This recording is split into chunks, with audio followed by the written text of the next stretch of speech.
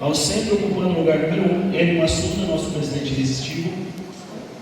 No lugar número 2, à sua direita, Oscar Asakura, companheiro Rotary Club São Paulo, palestrante de hoje, que falará sobre como a inteligência artificial está transformando a materialidade dos projetos ESG e tornando mais sustentável o mundo.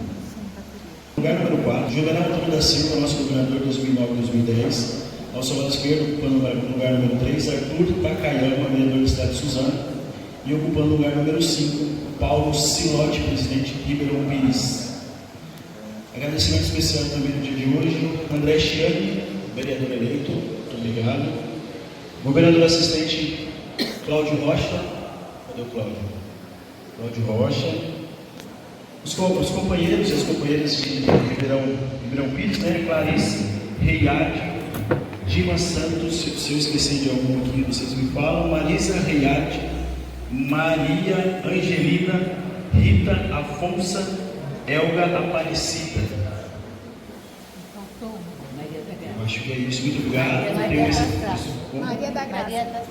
Maria das Graças também, muito obrigado, desculpa. Após a apresentação do nosso protocolo por Tiago e o momento de companheirismo com Luciano Mura, além das fotos dos sorteados que marcaram a nossa jornada, chega a hora de aprofundarmos em um tema inovador e crucial: como a inteligência artificial está impactando os projetos ESG. Nesta palestra de Oscar Asakura, vamos entender como a tecnologia está não apenas moldando a materialidade dos projetos ESG, mas também ajudando a criar um futuro mais sustentável para todos.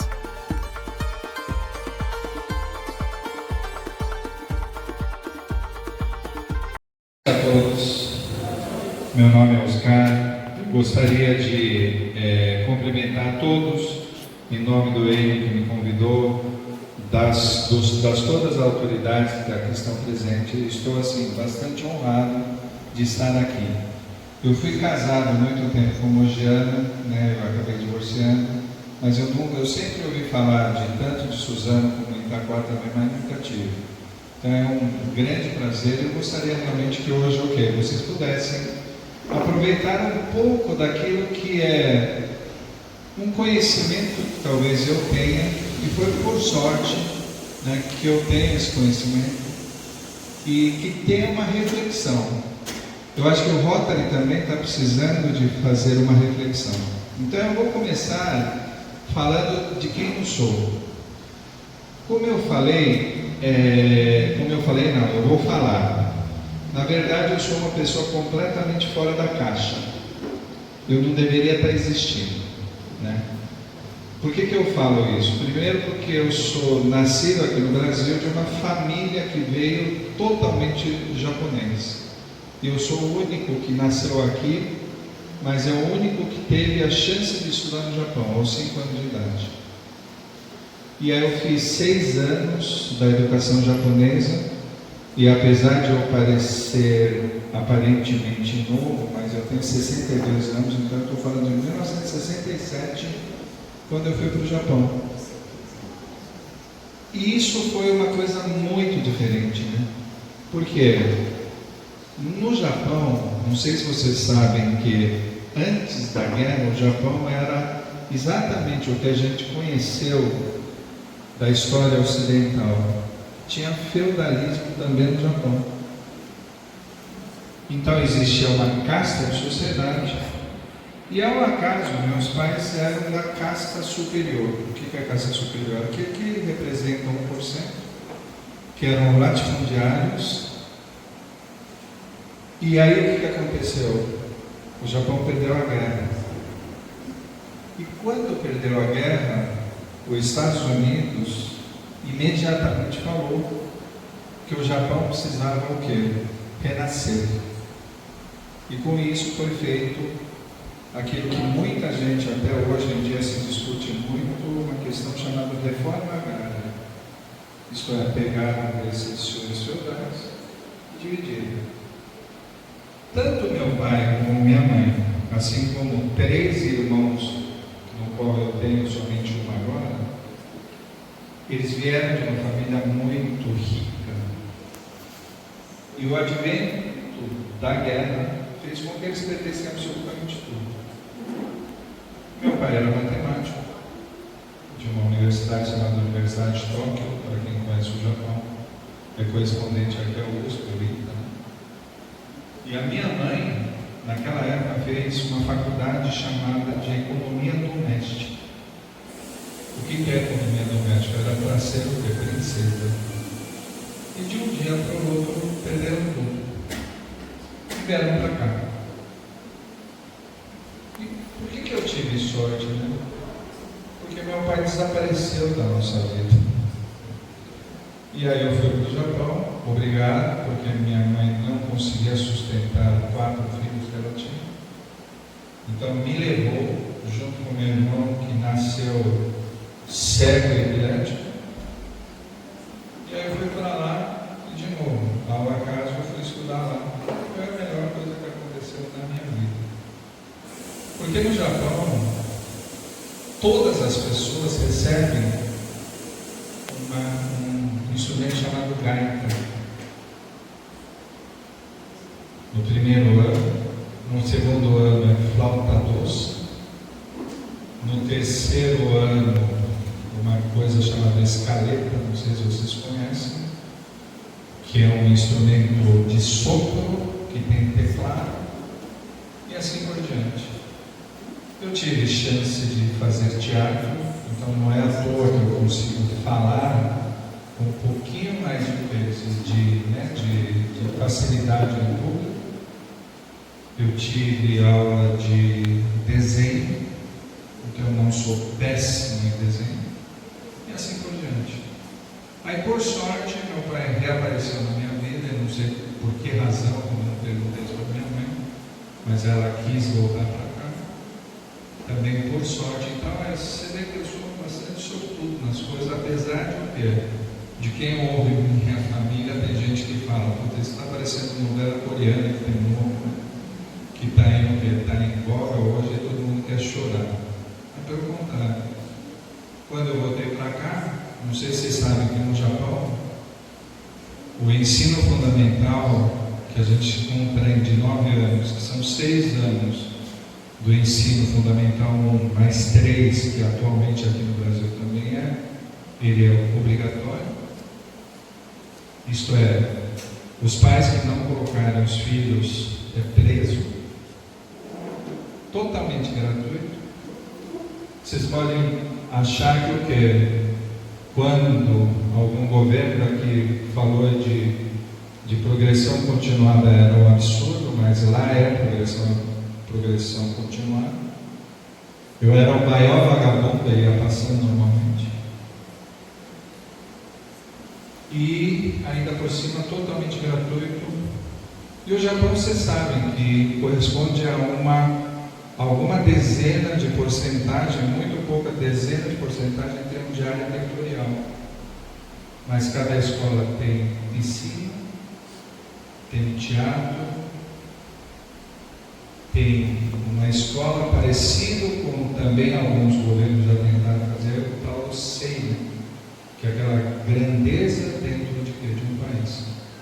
Voltei para cá, era vagabundo, mas eu descobri que aqui repetia, então eu precisava estudar, comecei a estudar aqui nem um louco. Acabei conseguindo fazer o que é uma das melhores escolas de engenharia do país. Fiz mestrado e doutorado numa área chamada vida artificial. Alguém já ouviu falar de vida artificial? Não, né? Academicamente falando, nós já estamos o quê? Discutindo como é que criar a vida artificialmente. Então, hoje, quando eu falo de inteligência artificial, que eu tinha certeza absoluta de que eu, nesta vida, não ia ver isso funcionar. Eu tinha certeza, até dia 31 de dezembro de 2023, isto é, exatamente 11 meses atrás, eu tinha certeza que eu não ia ver. E de repente, dia 1º de janeiro de 2024, isso virou o quê? Virou assunto de boteco. Quem não fala de inteligência artificial está fora do mercado. Então, pelo menos finja. Inteligência artificial significa inteligência artificial. Isto é, ser humano tentando, certo? Simular aquilo que eu chamo de inteligência. E para muita gente aqui, acha que isso é uma coisa nova. Pelo contrário, gente, ser humano é um bicho bobo. A inteligência artificial, teoricamente falando, vocês sabem em que ano foi resolvido isso? 1954. 70 anos atrás. E hoje nós estamos usando, não é isso? Eu que estudo isso, se hoje estivermos usando 1% da capacidade dele, é muito. 1%.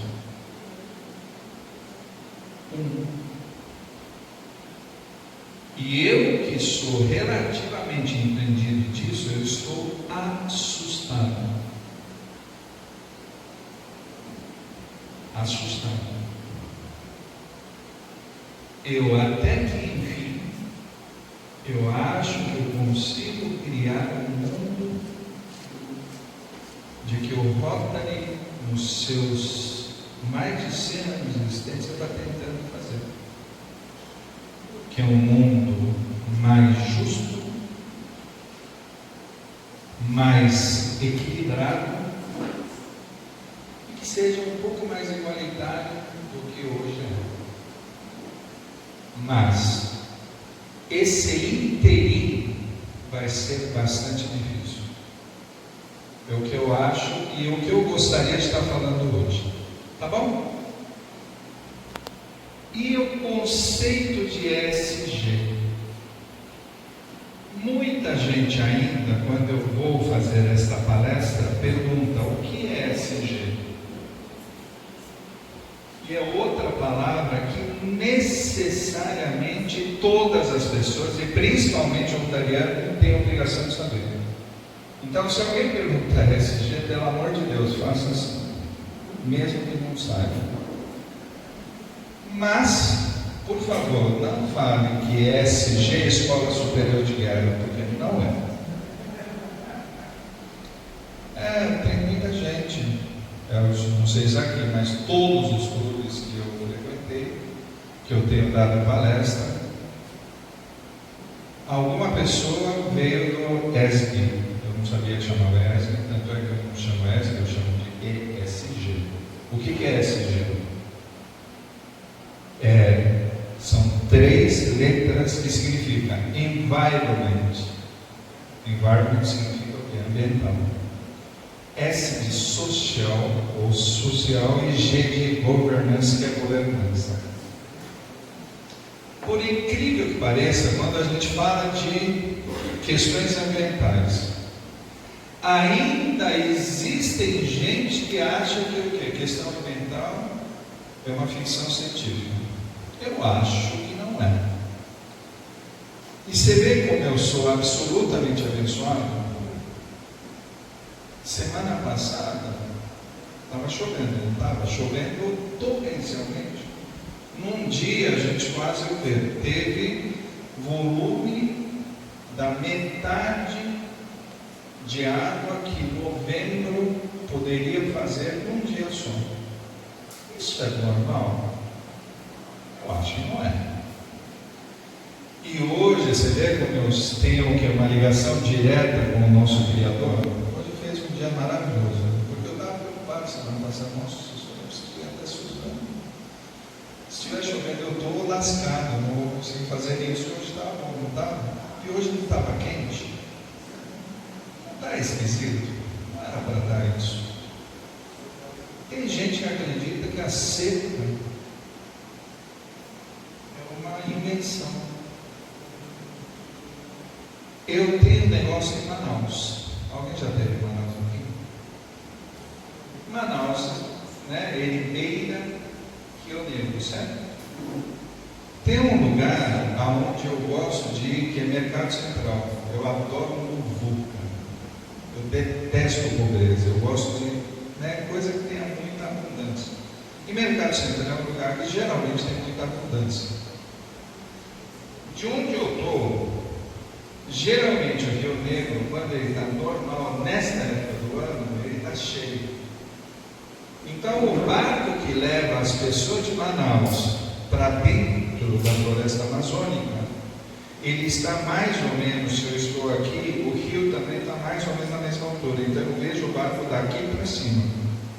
Então as pessoas daqui embarcam, certo? Numa escada. Ano passado, quando eu fui lá, você sabe onde o barco estava? 15 metros para baixo. Eu olhava as pessoas descendo e a margem do rio ainda estava perto. Então ele subia logo de novo de Porto no barco. Este ano eu fui dia 9 de outubro, desculpa. Você sabe onde ele estava? 15 metros e 600 metros para frente. Você sabe como é que as pessoas precisam fazer para embarcar? Porque as pessoas não levam somente o que a pessoa dá para andar 600 metros, claro que dá. Mas quando eu tenho carga, então você precisava descer a escada, pegar o carro para você poder fazer isso. Isso é normal, gente.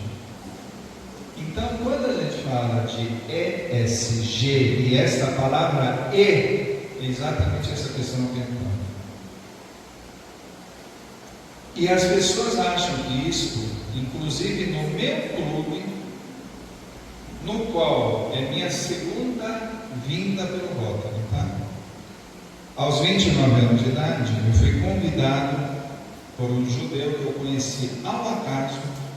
Por que eu gosto tanto de Rotary? Porque o Rotary é o acaso. Não é que nem amigos que você faz na faculdade, que você tem um interesse comum.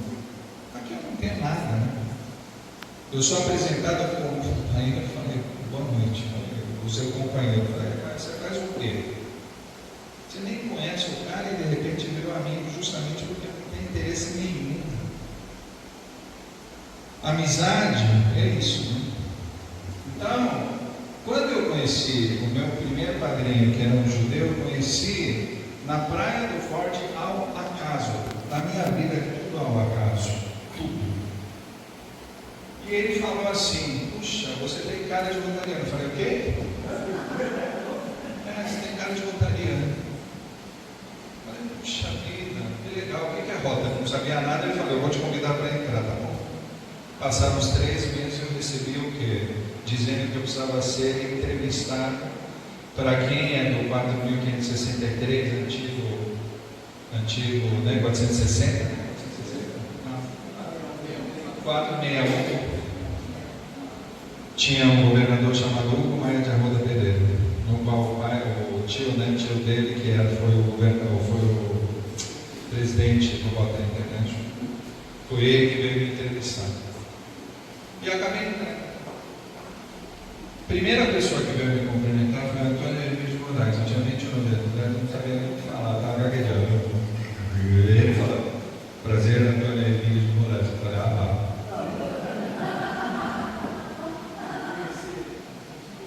Tinha 490 pessoas na reunião, gente. Hoje tem 60. Isso é triste, né? Porque eu frequento outras associações, todos fazem a mesmíssima coisa que o Rotary faz, sabia? Toca o sino, a gente tem outros instrumentos, faz a palestra, está igualzinho. A única coisa é que eles estão contentes com 80 mil pessoas. E hoje é muito, até decadente, eu vou falar nisso aí, mas nós temos 1.200.000 pessoas no mundo inteiro. Isso é significativo. Então não pode deixar morrer. Por que eu estou falando isso? Porque tem tudo a ver com ESG, gente. Então ninguém no Rotary pode falar que o que é. A questão do ESG, ou E, que é o ambiental, é simplesmente plantar árvore. Porque aí eu tenho uma questão muito séria. Por quê? original, que era Rotary Clube de São Paulo, no qual durante 15 anos, vocês que são rotarianos sabem o que é, eu fui almoçariano. Você sabe, né? Para quem não conhece, tem almoçariano, tem jantariano, tem rotariano, tem rotarado. Ela, por exemplo, é rotarada, eu tenho certeza, certo? Agora, tem uns que vêm jantar, eu almoçava, eu adorava almoçar. Era ruim, mas era adorava. Por quê? Por causa dos amigos. Então, eu durante 15 anos fui almoçariano, acabei percebendo que não era isso que eu queria, fiquei 10 anos. Voltei agora com um propósito de poder falar sobre ESG, porque eu gostei dessa história, de que o Rotary realmente está precisando, na verdade, porque nós fazemos grandes obras, mas tem uma obra principal que a gente está 30 anos falando a mesma coisa do Porta Cruz, e talvez esteja na hora de fazer outro projeto tão grande quanto. Em vez de falar que nós estamos plantando, o meu clube anterior plantava o que? Árvore, né? Na Praça Rota. Se tivesse realmente o que? Todas as árvores que o Rotary Clube São Paulo plantou lá, tivesse vindo, teria virado floresta amazônica, juro por Deus. Mas qual é o problema? O problema é que o quê? Os rotarianos muitas vezes fazem o quê? Fazem excelente propaganda, tira foto. Só que no dia seguinte, não podemos esquecer que uma muda, se você não der água, morre em 2 dias. Isso a gente não faz. Isso modernamente chama-se materialidade. Tudo aquilo que a gente faz precisa mostrar que de fato é verdade. Não é isso que a gente fala do prova quadra? Primeiro, qual é? É verdade. Então é verdade que aquela árvore que você plantou de fato existe, ou vai existir daqui a 15 anos, daqui a 20 anos, quando o quê? Nesse inteirinho de tempo pode fazer exatamente aquilo que a gente chama de quê? De sequestro carbono. Tá bom? S, social, não preciso falar, né? O Rotary nasce com essa ótica do social. Só que entre o social e o ambiental tem uma grande diferença. O social faz sentido a gente ter território nos clubes? Faz. Por quê? O problema social que tem em Suzano é muito diferente do problema que eu tenho no meu clube ou no bairro onde eu moro, que é no Campo Belo. É completamente diferente. Agora, quando a gente fala de ambiental, não me parece que aquilo que eu falei que na semana passada eu sofri de chuva, não é porque eu moro em Campo Belo, seja diferente de você que mora onde? Aqui? Pô, choveu também? Mogi também choveu? Então veja, você entende que não dá mais para ficar falando de territorialidade? E muitas vezes o Rotary, eu ficava brigando, né? Ah não, o Rotary Clube de Suzano fez melhor do que o Rotary Clube de São Paulo e assim por diante. Hoje não dá mais para falar isso. Então, quando a gente fala de ele não é mais territorial, é um problema de todos. E nisso o Rotary também pode ajudar, porque nós estamos participando de o quê? De grande obra que está no mundo inteiro, que a gente saiba, não? E ainda 1.200.000 pessoas. Ano passado, no meu clube, que eu ajudei a fundar, chamado Rotary Clube Satélite de São Paulo, ESG. Na época que eu fui o quê? Falar sobre isso, que era a governadora Ana, eu pensei que não fosse o quê? Passar esse nome. Inclusive, os nossos padrinhos do Rotary Clube de São Paulo falaram, não, tem que chamar Rotary Clube de São Paulo e Higienópolis. Eu falei, não dá. Porque eu não consigo fazer o que? Plantio de árvores só em Higienópolis. Eu não quero que o Higienópolis vire uma floresta o que? Amazônica. Então eu falei SG e eles aceitaram, por incrível que pareça. Eu falei, nossa, o Rotary está modernizando.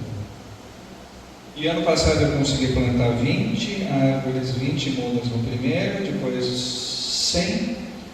E este ano eu lancei 1.000, ano que vem eu quero 10.000, no outro ano 100.000 e no outro ano 1 milhão de mudas. Parece difícil, não? Nós não estamos falando que hoje, com toda a escassez do Rotary, nós não estamos falando de 1.200.000 pessoas. Então, se você plantar uma árvore, você, todos que têm o quê? O distintivo do Rotary, no mundo inteiro é 1.200.000. Se você multiplicar 2, é 2.400.000 e assim por diante, tá certo? Então, não é impossível de fazer, pelo contrário, ele está muito próximo da gente. É uma questão de querer fazer. E a questão de governança? Aí que precisamos tomar cuidado. O que é governança, afinal das contas? Que a gente ouve falar, não? Principalmente aqui presentes os políticos, uma das grandes problemas que os políticos estão enfrentando é a questão da governança, é a questão de transparência. E eu defendo a minha área, que é tecnológica. Não há outra forma de você fazer o que? Governança nesses projetos se você não usar o que? Tecnologia. Imagina se eu plantar, tomara que seja verdade, que daqui a 3 anos, cada rotariano, que eu espero que tenha 1,5 milhão, resolva plantar uma árvore. Vai ter 1.500.000 árvores espalhadas no mundo inteiro, não é isso? Como é que você vai acompanhar isso? Não dá para pedir para cada um, até posso. Mas se eu tiver um drone, eu posso facilitar um pouco mais a vida. E não só drone. Vocês já ouviram falar de uma coisa chamada RFID? O que é RFID? Radio Frequency Identification, identificação por radiofrequência. Puxa, é a primeira vez que eu escutei. Mentira, porque no carro de vocês têm isso, que é o que? Sem parar. Sem parar é nada mais do que uma etiqueta que você coloca, e na hora que vocês estão passando embaixo da etiqueta, não sei se para quem está vendo, tem lá em cima o que? Uma coisa, uma leitura, e aquele que dá uma onda eletromagnética, ele energiza o tag e volta o quê? Dizendo que aquele carro pode passar. É a mesma coisa que eu posso colocar, e eu coloco no nosso projeto, em cada muda vai uma placa de RFID, para que o quê? Um drone possa identificar cada árvore, o que está acontecendo. E o IA, para que serve? Justamente porque nesse drone também nós estamos colocando uma câmera hiperespectral. Alguém já ouviu falar? É muito legal, viu? Câmera hiperespectral é o seguinte: todo ser vivo respira ou ele troca gases, certo? Apesar de nosso olho a gente não conseguir ver, se eu pegar esse garotão bonito, ele tem um espectro ao redor dele. E a câmera hoje consegue pegar isso. E se eu conseguir o quê? Através de inteligência artificial, eu sei exatamente a quantidade de gás carbônico, por exemplo, que ele está emanando. Se eu sei fazer isso para a respiração, eu posso fazer isso para a planta que faz o quê? Fotossíntese durante o dia, que é exatamente o que? Ele é o único que consegue pegar o que? Gás carbônico e transformar em oxigênio. Não é só água, é alga também. Tá bom? Então, essa câmera espectral, que é do nosso descendente japonês, do Japão, ele mede taxa de fotossíntese. Com isso, a gente consegue de fato falar, puxa vida, a gente pode o quê? Fazer sequência de carbono. Já que nós estamos falando de sequência de carbono, algumas informações importantes, tá bom? Primeiro, nós respiramos, certo? Então nós somos o quê? Poluidores, não sei se vocês sabem. Quando a gente fala de quê? De questões de climática, nós estamos falando de efeito estufa, certo? E um dos gases mais o quê? Poluentes que tem o gás carbônico. Então uma das soluções, sabe qual é? É matar todo mundo, todos os seres humanos, para não respirar. Não dá, né? Quantas toneladas de gás carbônico o senhor emite por ano? Alguém sabe? Não? 7 toneladas. Tá bom? 7 toneladas de gás carbônico por ano que a gente faz só por respiração.